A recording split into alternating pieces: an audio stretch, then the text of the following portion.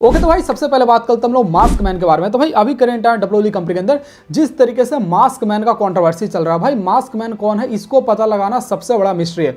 तो देखो मैं आपको बताता हूं, आज भाई लोगन पॉल के पॉडकास्ट के अंदर सेम यही सवाल पूछा गया लोगन पॉल से कि क्या आप मास्क मैन हो, तो लोगन पॉल ने भाई साफ तरीके से इस बात को मना कर दिया। अब भाई देखो, या तो मास्क मैन ऑस्टिन थ्योरी हो सकते हैं, क्योंकि मंडे नाइट रॉ के ऊपर जब ब्रॉन ब्रेकर ऑस्टिन थ्योरी के ऊपर देखे थे तो ऑस्टिन थ्योरी डर गए थे। इनफैक्ट ऑस्टिन थ्योरी मैच के अंदर भी ब्रॉन्सन रीड को हेल्प करने में थोड़ा सा हिचकिचा रहे थे। तो देखो, या तो ऑस्टिन थ्योरी मास्क मैन हो सकते, नहीं तो भाई लोगन पॉल हो सकते, और अगर ये दोनों बंदे में से कोई नहीं है तो मास्क मैन मे भी हो सकता हमारा ग्रेसन वॉलर।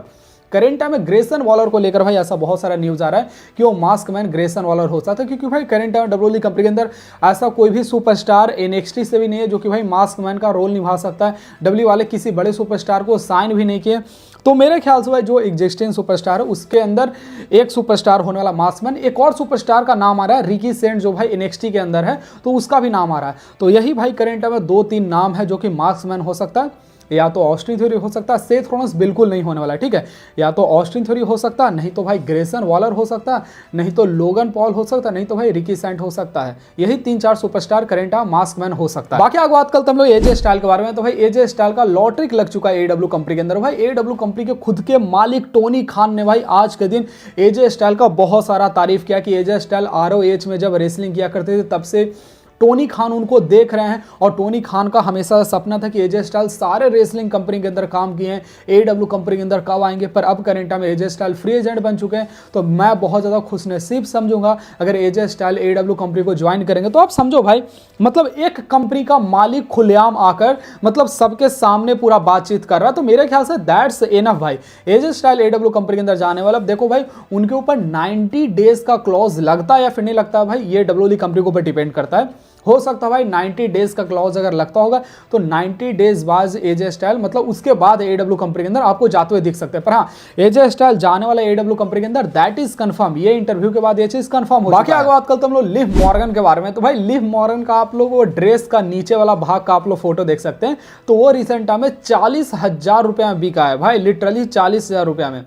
तो समझो भाई, सुपरस्टार जो ड्रेस पहनते हैं भाई वो मतलब बहुत ज़्यादा महंगा बिकता है जनरेटर, ठीक है। मतलब मैं क्या इसके बारे में डिबेट करूं, मुझे कोई डिबेट नहीं करना। बाकी आगे बात करते हम लोग बेकी लिंच के बारे में। तो भाई ये टॉपिक थोड़ा सा कंट्रोवर्शियल होने वाला। बेकी लिंच भाई रिसेंट टाइम इंटरव्यू के अंदर इस बात को रिवील की कि डब्ल्यूडब्ल्यूई कंपनी के अंदर जब वो आए थे तो डब्ल्यूडब्ल्यूई कंपनी का एक बड़ा सुपरस्टार उसके साथ सोना चाहता था, और अगर वो डब्ल्यूडब्ल्यूई कंपनी के बड़े सुपरस्टार के साथ अगर वो नहीं सोती तो डब्ल्यूडब्ल्यूई कंपनी से उसको निकाल दिया जाता, या फिर उसका जो पुश था डब्ल्यूडब्ल्यूई कंपनी के अंदर वो रोक दिया जाता। और इसलिए बेकी लिंच बताती कि उन्होंने सेथ रॉलिंस का सहारा लिया और उन्होंने सेथ रॉलिंस के साथ फिर शादी किया, और तब जाकर सारा चीज नॉर्मलाइज हुआ। अब देखो भाई, ये सच में बहुत ज्यादा डरावना लगता है भाई। मतलब बेकी लिंच जो कि डब्ल्यूडब्ल्यूई कंपनी के अंदर इतनी बड़ी सुपरस्टार भाई जब सामने से आकर ये सारा बात बोल रही है, और इसमें हम लोग को कोई हैरान नहीं होना चाहिए, क्योंकि डब्ल्यूडब्ल्यूई कंपनी के खुद का मालिक विंस मैकमैन का ऐसा बहुत सारा कांड आ चुका है। अंडरटेकर के ऊपर बहुत सारे छोटे सुपरस्टार का बुली करने का ऑलरेडी पहले केस आ चुका है। तो मेरे ख्याल से हम लोग को हैरान नहीं होना चाहिए। पर हाँ, यहाँ पर भाई फनी तरीके से यहाँ पर कोडी रोड्स का नाम यहाँ पर लिया जाता है इंटरव्यूअर के द्वारा, तो बेकी लिंच यहाँ पर हंसना शुरू कर देती कि नहीं, वो बंदा कोडी रोड्स नहीं है। तो देखते हैं भाई, पता नहीं कौन सा बंदा है। पर हाँ, ऐसा बेकी लिंच ने इल्जाम लगाया कि डब्ल्यूडब्ल्यूई कंपनी का एक बड़ा सुपरस्टार उनके साथ सोना चाहता था। बाकी आगे बात करते हम लोग ब्रॉन स्ट्रोमैन के बारे में। तो भाई ब्रॉन स्ट्रोमैन करेंट टाइम बिल्कुल फिट एंड फाइन हो चुके हैं भाई। सिर्फ 4 दिन के अंदर ब्रॉन स्ट्रोमैन भाई इंस्टाग्राम के ऊपर वीडियो डाले हैं जहां ब्रॉन स्ट्रोमैन ने बताया कि उनके लिए बहुत सारा प्लान था, पर वो करेंट टाइम इंजर्ड हो गया, इसलिए सारा प्लान के ऊपर वो काम नहीं कर पाए। पर अब करेंट टाइम भाई ब्रॉन स्ट्रोमैन एक बार फिर से फिट एंड फाइन हो चुके हैं। उन्होंने भाई सोशल मीडिया के ऊपर एक बड़ा कमाल का फोटो भी डाला, साथ ही साथ भाई एक वीडियो भी रिलीज किया। तो मेरे ख्याल से भाई फिलहाल ब्रॉन स्ट्रोमैन इतना जल्दी तो रेसलिंग वर्ल्ड के अंदर वापस नहीं आने वाले, क्योंकि भाई लिटरली उनका नी के अंदर सर्जरी वगैरह हुआ है। पर हाँ, आई होप बहुत जल्द वो वापस आ जाए। बाकी आगे बात करते हम लोग पावर हाउस हॉब्स के बारे में, जिसका डब्ल्यूडब्ल्यूई वाले ने भाई करेंट में नाम चेंज कर दिया है, रोसी की इस करेंट में भाई उसका नाम वगैरह रख दिया। तो पावर हाउस हॉब्स के बारे में ये चीज कंफर्म हो चुका है कि पावर हाउस हॉब्स जो रहने वाले वो स्मैकडाउन का पार्ट रहने वाला। जैसा आपने देखा भाई, हमारे ओवा फैमिली अभी करेंट में भाई वो मंडे नाइट रॉ के ऊपर पार्ट रहने वाले, और मंडे नाइट रॉ के ऊपर ओवा फैमिली ने मैच भी रेसल किया था। वैसे बाकी आगे बात करते हम एजे स्टाइल के बारे में। भाई एजे स्टाइल को डब्ल्यूडब्ल्यूई वाले ने भाई कितना सताया है, लिटरली कितना सताया। एजे स्टाइल क्यों डब्ल्यूडब्ल्यूई कंपनी को छोड़ कर गए हैं भाई, इसका मैं आपको एक झलक दिखाता हूं। 2023 के अंदर एजे स्टाइल एक भी पीएलई के अंदर विन नहीं किए थे। 2024 के अंदर एजे स्टाइल एक भी पीएलई के अंदर विन नहीं किए थे। 2025 के अंदर एजे स्टाइल एक भी पीएलई के अंदर विन नहीं किए थे। और 2026 के अंदर भी एजे स्टाइल फर्स्ट पीएलई के अंदर भाई वो रिटायर हो गए, एक भी पीएलई के अंदर नहीं विन किए। तो आप समझो भाई एक सुपरस्टार डब्ल्यूएलई कंपनी के अंदर 3-4 साल तक एक पीएलई के अंदर विन करने के लिए तरसता। भाई एक पीएलई के अंदर विन करने का टाइटल जितना छोड़ दो, एक पीएलई के अंदर वो बंदा नहीं विन करता। तो एजे स्टाइल का डब्ल्यूएलई कंपनी के अंदर भाई रहना भाई कोई सेंस नहीं बनाता था। और एजे स्टाइल डब्ल्यूएलई कंपनी को जो छोड़ कर गया, मेरे ख्याल से सबसे परफेक्ट डिसीजन था। एजे स्टाइल चाहे एडब्ल्यू कंपनी के अंदर जाकर उनको कैसे भी ट्रीट किया जाए, और मेरे ख्याल से भाई एजे स्टाइल को डब्ल्यूएलई कंपनी से बेटर ट्रीट किया जाएगा, क्योंकि खुद भाई टोनी खान आकर सामने से तारीफ कर रहा है। तो एजे स्टाइल का फ्यूचर भाई मेरे ख्याल से एडब्ल्यू कंपनी के अंदर कमाल का रहने वाला। और डब्ल्यूएलई कंपनी को छोड़ कर गया, इससे मुझे पर्सनली बहुत ज्यादा हैप्पीनेस मिला, क्योंकि भाई इस बंदे को 4 साल से डब्ल्यूएलई वाले भाई एक भी पीएलई के अंदर विन नहीं करवाई थी। बाकी आगे बात करते हैं निकी बेला के बारे में। तो भाई निकी बेला भाई रिसेंट में डब्ल्यूएलई कंपनी के सुपरस्टार के बारे में बात की, ये बात भाई बहुत ज्यादा सीरियस है। निकी बेला ने भाई रिसेंट में बोला कि डब्ल्यूएलई कंपनी के अंदर जितने भी टॉप के सुपरस्टार हैं वो सारे बूढ़े होते जा रहे हैं, जैसे सेथ रॉलिंस हो गए, रोमन रेंज हो गए, और डब्ल्यूएलई वाले अभी करंट फेल्ड है न्यू सुपरस्टार, मतलब नया सुपरस्टार को बनाने में। इनफैक्ट भाई निकी बेला ने इस बात को बोला कि डब्ल्यूएलई कंपनी के अंदर जो वुमेन्स डिवीजन है वो करंट टाइम बेटर है मेंस डिवीजन से, और इस बात को मैं एग्री करता हूं, क्योंकि भाई वुमेन्स डिवीजन के अंदर बहुत सारे सुपरस्टार करंट टाइम है। रॉक्सन प्रेज है, रकेल है, लिव मॉर्गन है, निकी बेला है, ब्री बेला है, इसके अलावा भाई जॉर्डेनी ग्रेस है, बहुत सारा जेट कारगिल, बहुत सारे सुपरस्टार है। पर अगर हम लोग मेंस के बारे में बात करें तो Seth Rollins, Roman Reigns, CM Punk, Drew McIntyre, 3-4 नाम, कोडी रोड्स, 3-4 नाम आपके सामने आएगा।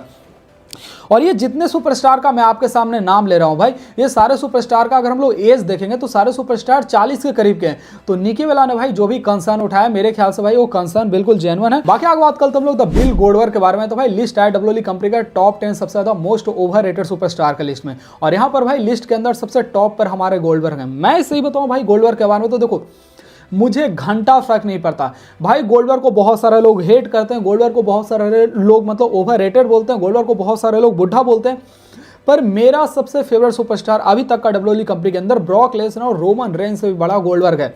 गोल्डबर्ग मेरे लिए भाई एक ऐसा सुपरस्टार है जिसके ऐसा दूसरा सुपरस्टार डब्ल्यूएलई कंपनी के अंदर कोई पैदा नहीं होगा। आई डोंट नो क्यों, पर गोल्डबर्ग का जो पावर था डब्ल्यूएलई कंपनी के अंदर, गोल्डबर्ग का जो मैच था 2016 का मैच था गोल्डबर्ग और ब्रॉक लेसनर का, उस मैच को देखने के बाद मैं गोल्डबर्ग का फैन हो गया था।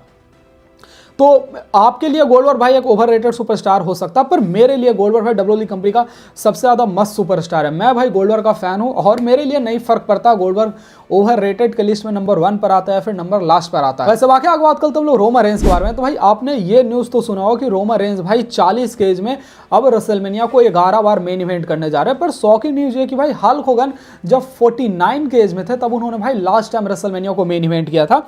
अंडरटेकर जब 55 के एज के थे तब उन्होंने लास्ट टाइम रेसलमेनिया को मेन इवेंट किया था। इसी तरीके से ट्रिपल एच 49 के एज में रेसलमेनिया को लास्ट टाइम मेन इवेंट किए थे। आप लोग शॉन माइकल और जॉन सीना का भी देख सकते हैं। तो यहां पर भाई अगर हम लोग सारा चीज को देखें तो अभी रोमन रेंज सिर्फ 40 साल के हैं, और 40 साल की उम्र में उन्होंने 11 बार रेसलमेनिया को मेन इवेंट कर लिया। तो रोमन रेंज भाई अगर 45 साल की उम्र में रिटायर होते हैं तो रोमन रेंज भाई 16 बार रेसलमेनिया को मेन इवेंट कर लेंगे। लिटरली भाई अगले 3-4 साल तक मेरे ख्याल से डब्ल्यूएलई कंपनी के अंदर रोमन रेंज ही रेसलमेनिया को मेन इवेंट करने वाला है। 2 नाइट में से कोई एक नाइट के ऊपर क्यों ना मेन इवेंट करे। तो रोमन रेंज भाई डब्ल्यूएलई कंपनी के अंदर ऐसा रिकॉर्ड बनाकर जा रहा है ना, जो कि डब्ल्यूएलई कंपनी के अंदर आगे आने वाला 100 साल के अंदर भी कोई भी सुपरस्टार नहीं तोड़ सकता। आप समझ सकते हो भाई, जहां 8 और 9 रेसलमेनिया सारे सुपरस्टार मिलकर मेन इवेंट करते हैं, बहुत सारे सुपरस्टार को मेन इवेंट मिलता भी नहीं है, वहां रोमन रेंज भाई 15-16 रेसलमेनिया को कम से कम मेन इवेंट करने वाले हैं। तो समझो भाई रोमन रेंज किस ग्रेटनेस के लेवल पर पहुंच। बाकी आगे बात करते हैं लोग फिन बेलर के बारे में। तो भाई फिन बेलर के बारे में भाई जो करेंट रिपोर्ट आ रहा है उसके अकॉर्डिंग भाई फिन बेलर सबसे पहले एलिमिनेशन चैम्बर के अंदर भाई वो चैलेंज करेंगे सीएम पंक को, जो कि मेरे ख्याल से भाई बहुत ऑब्वियस बात होने वाला है। और वहां पर जब वो सीएम पंक से हार जाएंगे तब भाई फिन बेलर डॉम का चैलेंज करने वाला है रेसलमेनिया 42 के अंदर। तो मेरे ख्याल से भाई फिन बेलर अपना डेमन कैरेक्टर लेकर आने वाला है रेसलमेनिया 42 के अंदर। वहां पर भाई फिन बेलर वर्सेस डॉम का मैच देखने को मिलेगा, जहां डॉम के हाथ से टाइटल फिन बेलर लेने वाले हैं। ऐसा बाकी आगे बात करते हम लोग फाइनल ब्रॉक लेसनर के बारे में। तो भाई ब्रॉक लेसनर के बारे में अभी भाई बहुत सारे न्यूज चैनल वाले ऐसा न्यूज छाप रहे हैं कि ब्रॉक लेसनर का मैच होना चाहिए ड्रू मैकिंटायर के साथ, और उस मैच के अंदर आकर ओवा फैमी डिस्ट्रैक्ट करें और फिर ओवा फैमी और ब्रॉक लेसनर का मैच हो जाए। तो देखो मेरे ख्याल से भाई ब्रॉक लेसनर और ड्रू मैकिंटायर का मैच आपको देखने को नहीं मिलेगा। मैं मैच को देखना चाहता हूं, पर मेरे ख्याल से कोडी रोड्स भाई ब्रॉक लेसनर को बिल्कुल आगे नहीं बढ़ने देगा। बाकी बात करते हैं ब्रॉक लेसनर और ओवा फैमी के मैच के बारे में। तो हाँ भाई ब्रॉक लेसनर और ओवा फैमी का मैच आपको देखने को मिल सकता है डब्ल्यूएलई कंपनी के अंदर समर स्लैम या फिर रेसलमेनिया के अंदर। डब्ल्यू वाले भाई इस वाले मैच को करवाने वाले। बाकी भाई आज का वीडियो इतना ही था भाई, मिलते हैं आपसे नेक्स्ट वीडियो के अंदर। वीडियो को लाइक करके सारे लोग चैनल को सब्सक्राइब करना मत भूलिएगा।